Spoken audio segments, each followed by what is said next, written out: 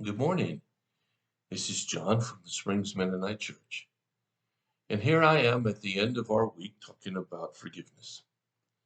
I hope you've listened a little bit, learned something, and maybe practice it more.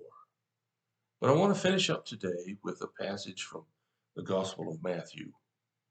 Jesus is talking to Peter in this verse of 21 and 22.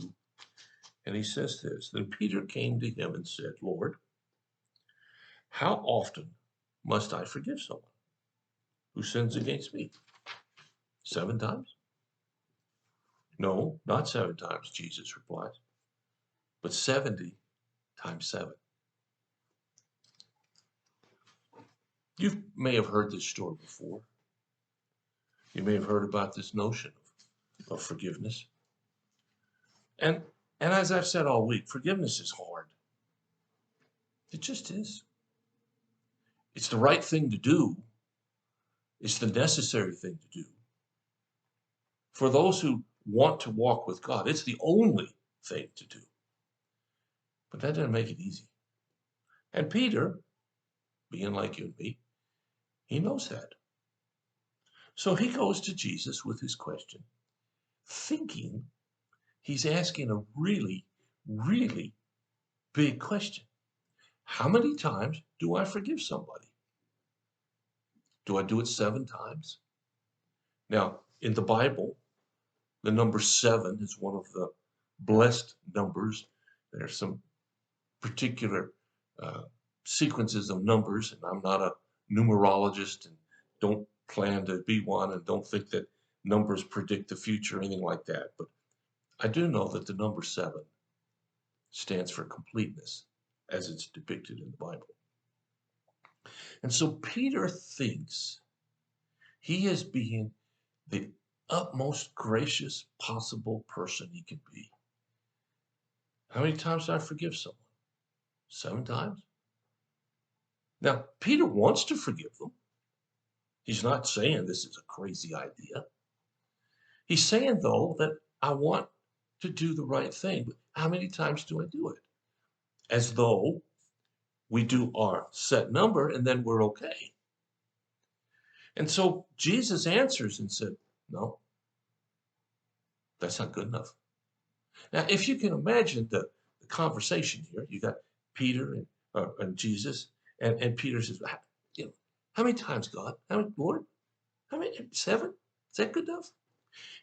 And Jesus says, no. You can almost feel, as they say, the color leaving Peter's face and his jaw dropping open. What do you mean? 7 isn't enough? Jesus says, no. 70 times 7. 7, 70 times. Well, we don't know what Peter thought or said at that moment because the Bible doesn't tell us. But if I could guess, I would guess he would have been shocked. You see, Peter thinks he's being generous. Jesus says his generosity isn't very generous at all. Now, Jesus isn't saying you can count them up. Hey, Lord, I'm on 48. I got one more time to go, or 400 and whatever. My math is slipping my brain here. I'm not saying do it that way. Jesus is essentially throwing out a number that means forever. You can't not forgive.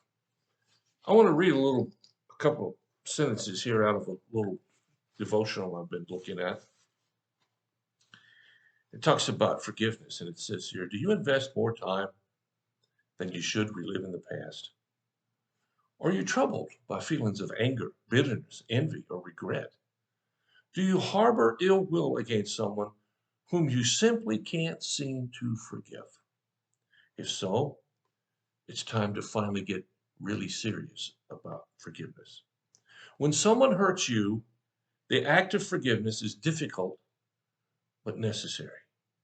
Until you forgive, you are trapped in a prison of your own creation.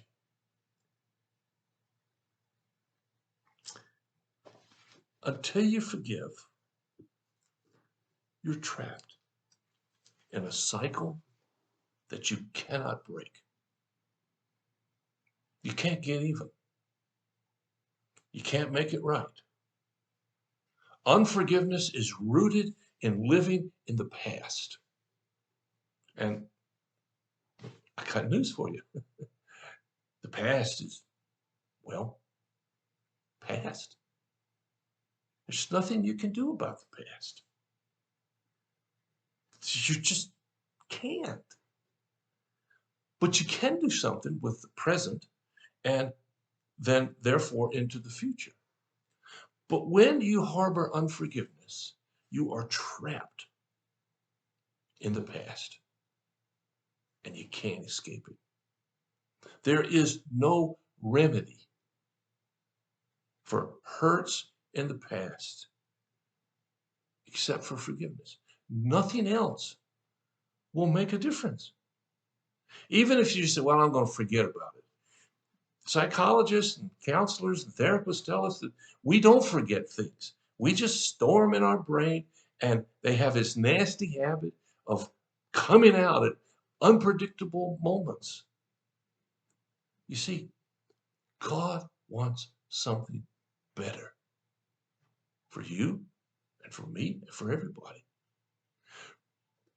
We can't change the fact that people do things that hurt us. I can't make somebody do anything. Neither can you.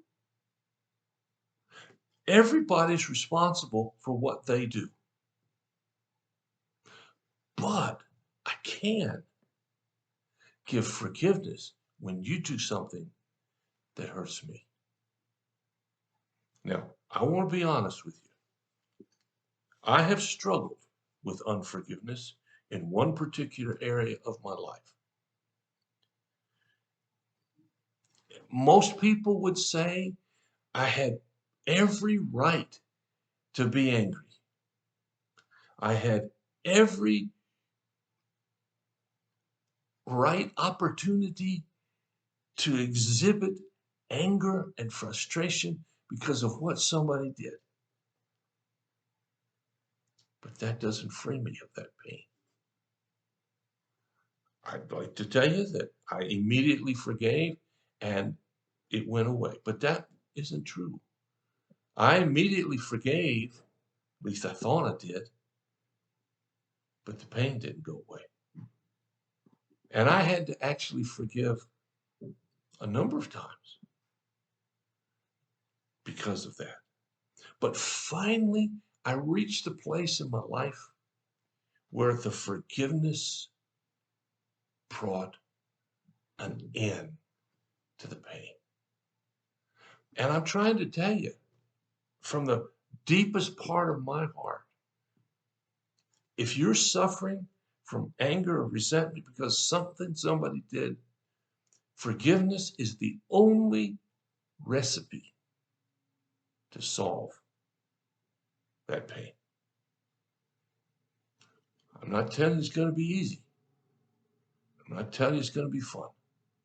But when Jesus said to Peter, nope, not 7, 70 times 7, Jesus knew something that you and I have to learn.